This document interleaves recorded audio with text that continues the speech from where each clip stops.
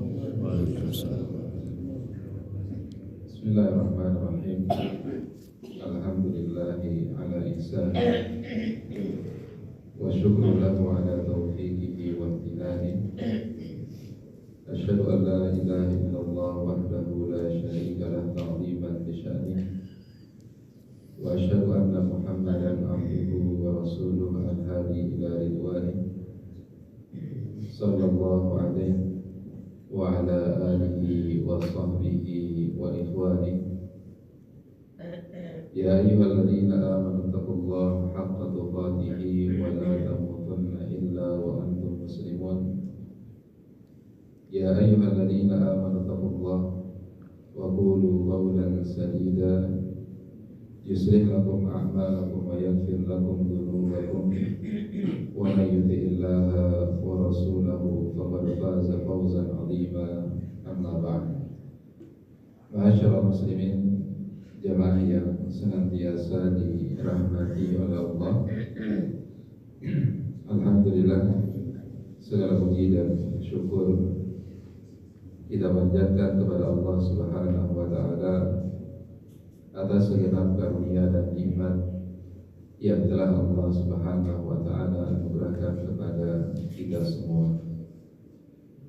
Ma'asyiral muslimin, jamaah yang senantiasa dirahmati oleh Allah, melanjutkan kajian kita kembali membahas kitab Al-Kabair, yang mana pada kesempatan pagi hari ini kita akan masuk pada pembahasan Al-Kabiratu Al-Hadiyatu Wasittun, dosa besar yang ke-61. Kata penulis rahimahullah ta'ala, dosa besar yang ke-61 ialah man asyara ila akhihi bihadidatin, siapa saja yang menodongkan senjata kepada saudaranya. Ya, siapa saja yang menodongkan hadidah. Hadidah itu adalah segala sesuatu yang tajam, yang memang tujuannya digunakan untuk melukai orang lain. Itu disebut dengan hadidah. Ya, kalau zaman dulu hadidah itu bisa termasuk tombak, bisa juga pedang, ya.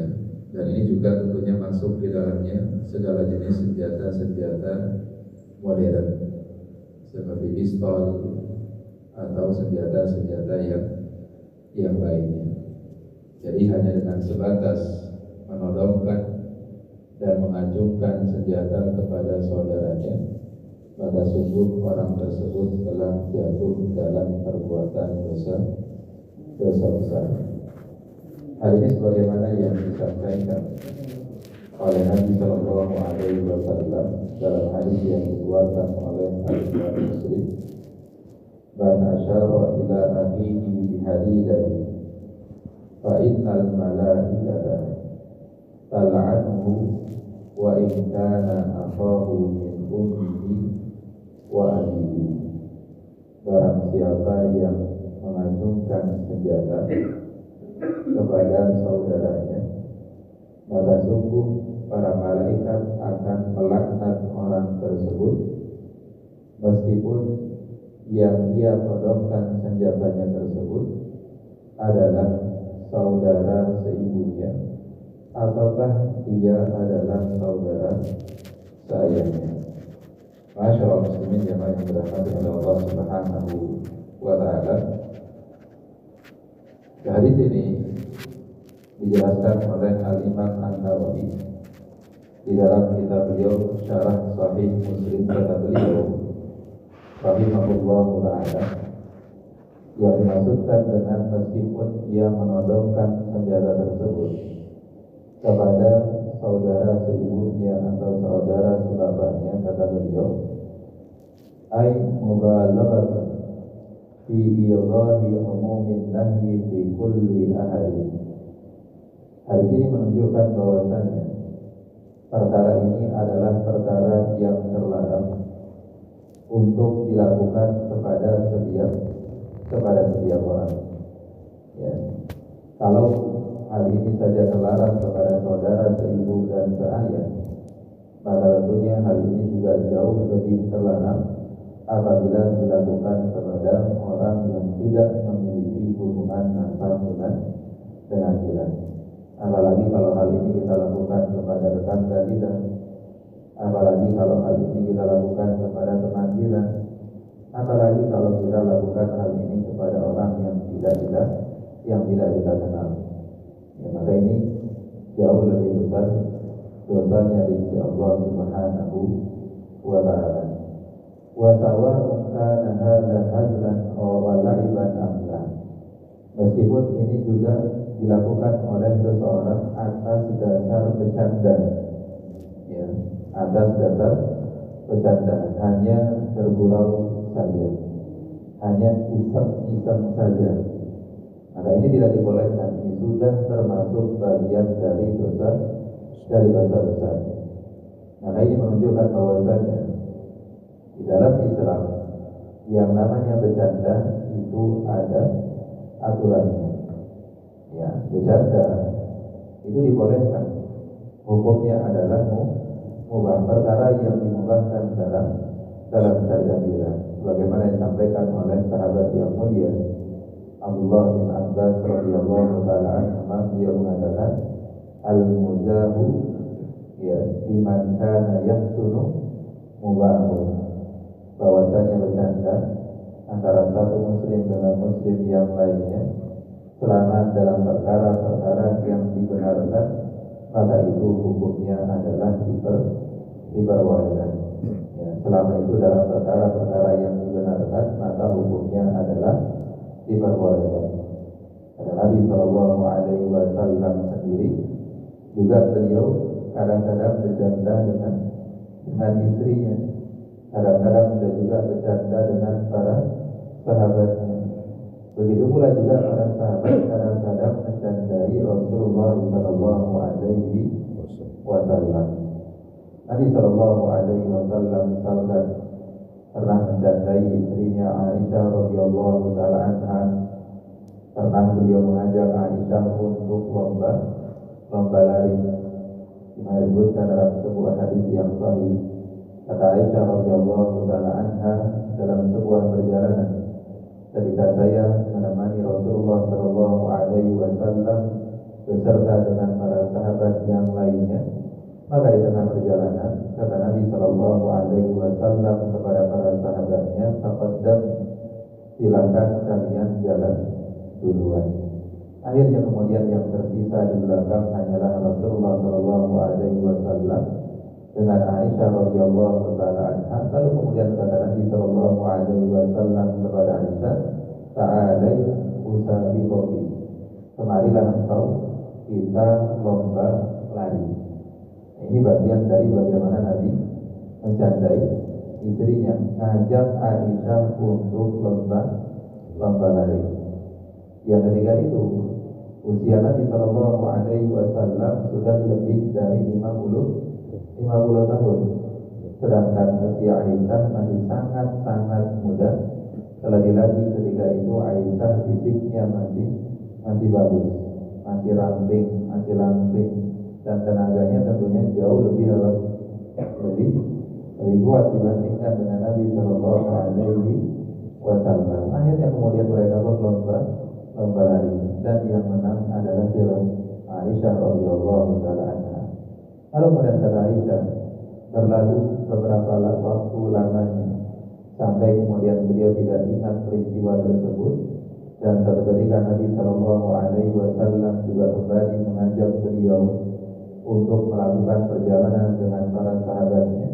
Lalu kemudian Nabi kembali mengajak Aisyah untuk lomba lari. Yang ketika itu kata Aisyah radhiyallahu taala anha, fisiknya sudah jauh berubah, sudah mulai banyak lemak kata beliau. Kemudian tubuh beliau juga sudah mulai agak gendut dibandingkan dulunya. Lalu kemudian diajak lari oleh Nabi Shallallahu Alaihi Wasallam, dan tentunya yang menang ketika itu adalah Rasulullah Sallallahu Alaihi Wasallam. Maka kata Nabi Sallallahu Alaihi Wasallam kepada Aisyah, "Hadihi bidil kasabalah."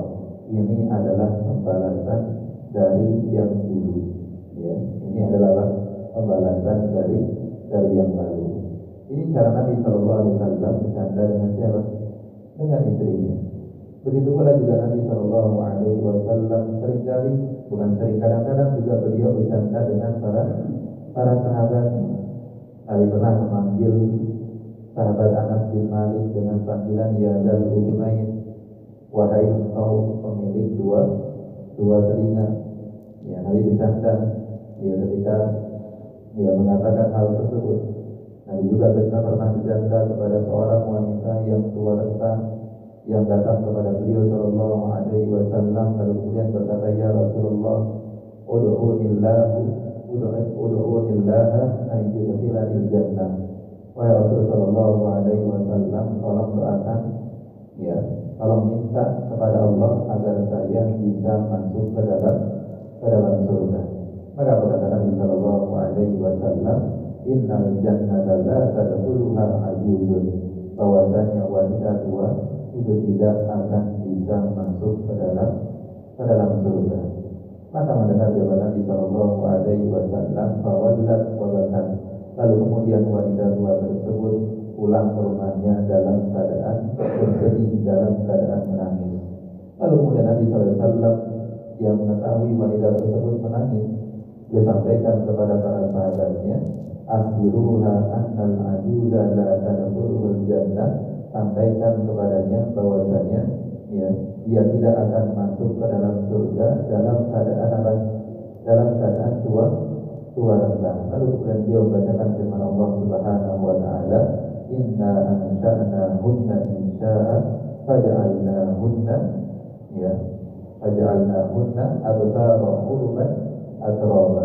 Allah katakan bahwasanya lalu kemudian kami ciptakan para bidadari secara langsung oleh Allah Jalla wa'ala, dan kami jadikan mereka gadis-gadis belia yang penuh dengan cinta dan usianya sebaik. Ini cara bercanda Nabi Sallallahu Alaihi Wasallam. Jadi kadang-kadang Nabi mencandai sahabatnya, sebagaimana juga sebagian sahabat mencandai Rasulullah Sallallahu Alaihi Wasallam.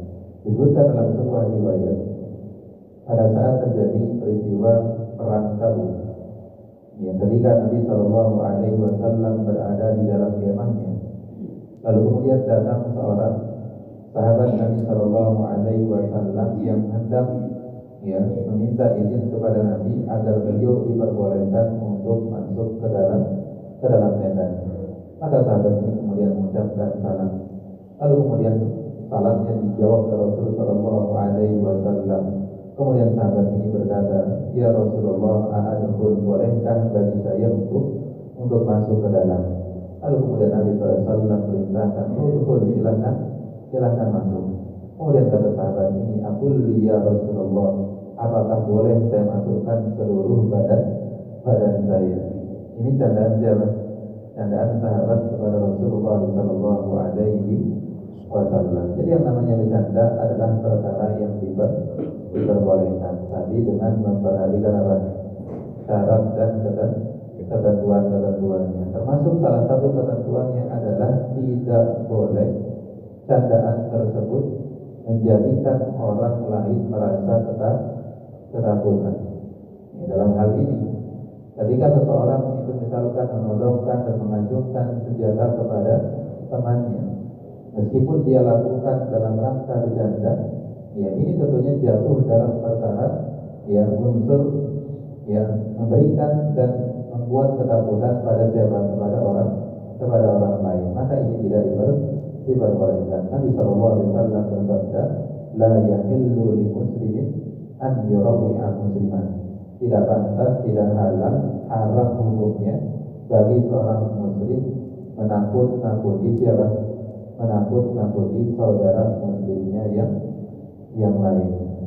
Jadi nggak boleh orang itu apa?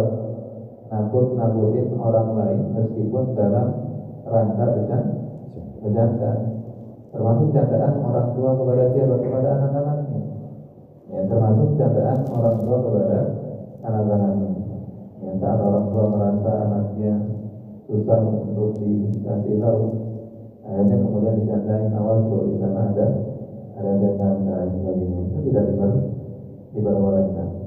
Apalagi konten-konten candaan zaman sekarang, isinya tidak jauh-jauh dari nakut-nakutin orang lain. Termasuk di antara bentuk nakut-nakutin orang lain adalah ngambil harta orang, ya, dengan tujuan bercanda, menyembunyikan harta orang lain, menyembunyikan sendal orang, menyembunyikan, ya, barang-barang berharga orang lain. Ya, meskipun itu dilakukan secara bercanda, maka tidak diperbolehkan, diharamkan dalam syariat kita. Jadi yang namanya bercanda itu ada aturannya. Ya, itu ada aturannya. Banyak aturannya. Di antaranya tidak boleh ada unsur kedustaan dan kebohongan. Kemudian tidak boleh juga bercanda dalam, ya, perkara-perkara agama, perkara-perkara syariat agama. Kemudian tidak boleh dalam unsur bercandaan tersebut ada unsur-unsur yang merendahkan orang lain. Terdapat unsur-unsur di dalamnya, ada kata-kata yang tidak pantas dan sebagainya, maka itu tidak berbolehkan. Jadi ini ya yang dikatakan oleh Nabi Sallallahu Alaihi Wasallam. Jadi man asyara ila akhihi bihadidatin, barang siapa yang menodongkan senjata kepada saudaranya, meskipun sekali lagi dia lakukan dalam keadaan bercanda, fa innal malaikata tal'anhu, maka sungguh para malaikat akan melaknatnya.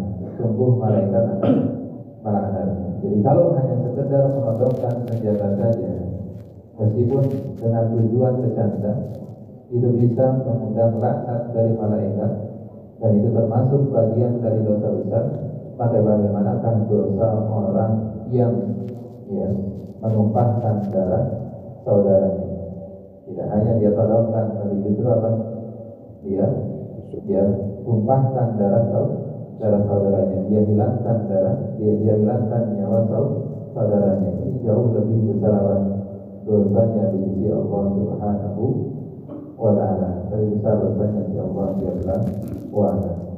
Di dalam riwayat yang lainnya disebutkan apa hikmahnya dan apa alasannya kenapa Nabi Sallallahu Alaihi Wasallam melarang seorang muslim mengacungkan dan menodongkan senjata kepada saudaranya meskipun dalam keadaan bercanda. Disebutkan dalam hadis yang dikeluarkan oleh Al-Imam Al-Bukhari, kata Nabi Sallallahu Alaihi Wasallam, la yushiru ahadukum ila akhihi bisilah, janganlah salah seorang di antara kalian sekali-kali mengacungkan senjatanya kepada saudaranya, fa innahu la yadri la'alla syaitan yanzilu fi yadihi fa yaqa'u fi hufratin minan nar. Karena dia tidak pernah tahu, bisa saja yang tadinya tidak ada niat untuk melukai saudaranya, dia lakukan hal tersebut dalam rangka hanya bercanda saja, lalu kemudian syaitan membisikkan kepada dirinya yang menyebabkan orang tersebut kemudian mengayunkan senjata tersebut kepada saudaranya, yang hal tersebut menyebabkan orang tersebut terperosok dan terjatuh ke dalam lubang api neraka. Ya, ke dalam lubang api neraka. Dan saya secara pribadi, ya, tidak menganjurkan kalau misalkan anak-anak yang belum usia mumayyiz itu itu diberikan mainan berupa senjata-senjataan, yang pistol-pistolan dan lain sebagainya. Yang belum mumayyiz, yang belum paham dan belum mengerti mana senjata benaran, mana senjata mainan. Nah, pernah kejadian ada seorang anak yang kecil itu menembak kakaknya karena dia tidak tahu kalau itu adalah senjata benaran. Dia tidak tahu itu adalah senjata betulan. Ya. Dia tidak tahu itu senjata benaran karena selama ini yang dia sangka adalah pistol-pistolan. Ternyata itu adalah kebenaran. Akhirnya benar-benar ditempatkan kepada siapa? Kepada kakaknya. Akhirnya kakaknya meninggal dunia. Karena